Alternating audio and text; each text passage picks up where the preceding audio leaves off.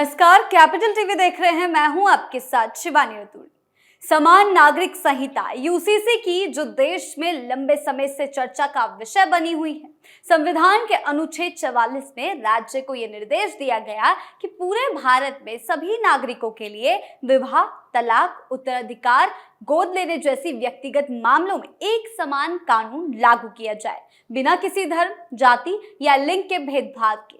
उत्तराखंड देश का पहले राज्य बना जहां इसे लागू किया गया। समर्थकों का कहना है कि यूसीसी से लैंगिक समानता आएगी, महिलाओं के अधिकार मजबूत होंगे और देश में एक राष्ट्र एक कानून की भावना मजबूत होगी। वहीं आलोचक इसे कुछ समुदायों की परंपराओं पर हमला मानते हैं और ट्राइबल समुदायों को दी गई छूट जैसे मुद्दों पर सवाल उठाते हैं।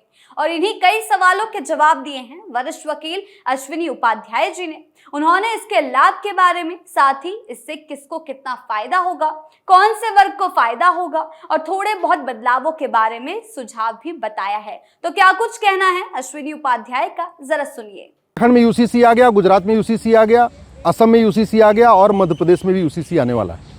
पूरे देश में यूसीसी की चर्चा हो रही है, लेकिन सवाल यह है वर्तमान समान नागरिक संहिता यूसीसी के क्रियान्वयन से सबसे ज्यादा फायदा मुस्लिम समुदाय की महिलाओं और बेटियों को होने वाला है, ऐसा वरिष्ठ वकील का कहना है। वरिष्ठ अधिवक्ता अश्विनी उपाध्याय जी ने साफ कहा है कि हिंदू, जैन, बौद्ध, सिख समुदाय को यूसीसी से बहुत ज्यादा नया लाभ नहीं मिलेगा, क्योंकि उनके यहाँ पहले से ही हिंदू मैरिज एक्ट में महिला पुरुष के बीच कोई भेदभाव नहीं है। समान अधिकार, समान संपत्ति का हक, समान तलाक के आधार और समान उत्तराधिकार के नियम लागू हैं। उन्होंने ये भी बताया कि क्रिश्चियन मैरिज एक्ट और Parsi marriage and divorce act जैसे पुराने कानूनों में कई जगहों पर अभी भी भेदभाव और पुरानी प्रथाएं बनी हुई हैं और क्या है, कब से है, इस बात का भी विश्लेषण किया है उन्होंने। लेकिन सबसे बड़ा बदलाव मुस्लिम पर्सनल लॉ में आएगा, वो कैसे और इसके बारे में क्या कुछ बताया है वरिष्ठ वकील ने, अश्विनी उपाध्याय ने, जरा सुनिए। बात आप समझिए, Hindu marriage act, Hindu code bill 1955 में बना। उस समय भारत आज़ाद हो चुका था, भारत में अपना संविधान था, भारत की अपनी संसद थी। तो जो हिंदू कोड बिल बना वो दुनिया के बहुत सारे यूसीसी को देख के बना, बहुत सारे कानूनों को देख के बना और पूरी चर्चा करने के बाद बना। इसलिए उसमें महिला पुरुष के अंदर अधिकारों में कोई भेदभाव नहीं है। हाँ, क्रिश्चियन मैरिज एक्ट 1872 में बना था, पारसी मैरिज एक्ट 1936 में बना था, शरीयत एक्ट 1937 में बना था। यानी पारसी, क्रिश्चियन और मुस्लिम्स का जो कानून है वो 1950 से पहले, देश आज़ाद होने से पहले बना था। अंग्रेज़ों ने बनाया था, बिना किसी चर्चा किए बनाया था। उस समय संसद में कोई डिस्कशन नहीं हुआ था, संविधान लागू ही नहीं था। तो वो जो क्रिश्चियन मैरिज एक्ट है, पारसी मैरिज एक्ट है और शरीयत एक्ट है, वो एक तरफा है, वो पुरुषों के पक्ष में है, वो सारा अधिकार पुरुषों को देता है, बहन बेटियों को अधिकार नहीं देता। तो उसको ये यूसीसी आने से केवल उन्हीं को फ़ायदा हो रहा है। चाहे असम का यूसीसी है, चाहे वो आपका गुजरात का यूसीसी है, चाहे वो उत्तराखंड का यूसीसी है और जो अभी ड्राफ्ट मध्य प्रदेश में आ रहा है वो यूसीसी है। उससे क्रिश्चियन बेटियों को फ़ायदा मिलेगा, पारसी बेटियों को फ़ायदा मिलेगा, मुस्लिम बेटियों को फ़ायदा मिलेगा, हिंदू बहन बेटियों को उसमें कोई फ़ायदा नहीं है।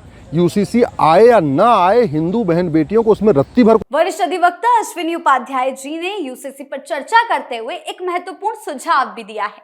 उन्होंने सरकार से निवेदन किया कि हम दो के साथ साथ हमारे दो की अवधारणा को भी यूसीसी में शामिल किया जाए। इसका मतलब है कि जनसंख्या नियंत्रण को यूसीसी का हिस्सा बनाकर सख्त प्रावधान किए जाएं, ताकि देश की बढ़ती जनसंख्या को प्रभावी ढंग से रोका जा सके। उन्होंने कहा है कि यूसीसी में अगर जनसंख्या नियंत्रण का अध्याय जोड़ दिया जाए और इसे नागरिक सरकारी योजनाओं, सब्सिडी और नौकरियों से जोड़ा जाए तो देश को बहुत बड़ा फायदा होगा। संसाधनों का संरक्षण, रोजगार, शिक्षा, स्वास्थ्य और राष्ट्रीय सुरक्षा, सभी क्षेत्रों में और ज्यादा सुधार आएगा। ये सुझाव इसलिए प्रासंगिक है क्योंकि यूसीसी मुख्य रूप से समानता और लैंगिक न्याय पर केंद्रित है, लेकिन जनसंख्या संतुलन जोड़ने से ये राष्ट्रीय विकास का और मजबूत औजार बन सकता है। तो क्या कुछ बताया है और जानकारी दी है और सुझाव दिया है वरिष्ठ वकील अश्विनी उपाध्याय ने, जरा सुनिए। कोई फायदा नहीं होने वाला, इसलिए मैं सरकार से निवेदन कर रहा हूँ, ये यूसीसी ला रहे हैं, इसमें हम दो का कॉन्सेप्ट तो है लेकिन हमारे दो का कॉन्सेप्ट नहीं है। देश को फायदा तब होगा जब यूसीसी में ही एक चैप्टर हो, हम दो हमारे दो।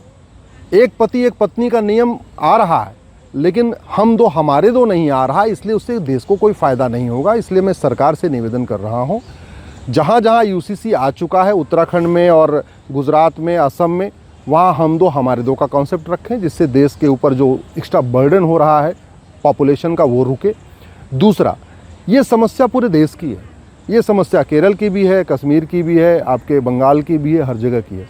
तो राज्यवार यूसीसी लाने से की बजाय अब समय आ चुका है कि पार्लियामेंट में यूसीसी लाया जाए और उसमें आप कर दीजिए मिनिमम एज ऑफ मैरिज, एक चैप्टर रख दीजिए मिनिमम एज ऑफ मैरिज, दूसरा चैप्टर रख दीजिए ग्राउंड्स ऑफ डिवोर्स, तीसरा चैप्टर रख दीजिए प्रोसीजर ऑफ डिवोर्स, चौथा चैप्टर रख दीजिए एडॉप्शन, पांचवा चैप्टर रख दीजिए सक्सेशन, एक चैप्टर रख दीजिए इनहेरिटेंस, तो विरासत का अधिकार, वसीयत का अधिकार, माता पिता का देखभाल का अधिकार। इस तरीके से 10 चैप्टर रखने के बाद 11वां चैप्टर रखिए यूसीसी में हम दो हमारे दो, और उसमें पीनल प्रोविज़न रखिए। केवल आप कानून बनाएंगे और उसमें दंड की व्यवस्था नहीं होगी तो भय बिन प्रीत नहीं होती है। भय करना रखना ज़रूरी है, और वो तभी होगा कि जो यूसीसी मानेगा वो भारत का नागरिक कहलाएगा, जो यूसीसी नहीं मानेगा उसकी सिटीजनशिप ख़त्म हो जाएगी।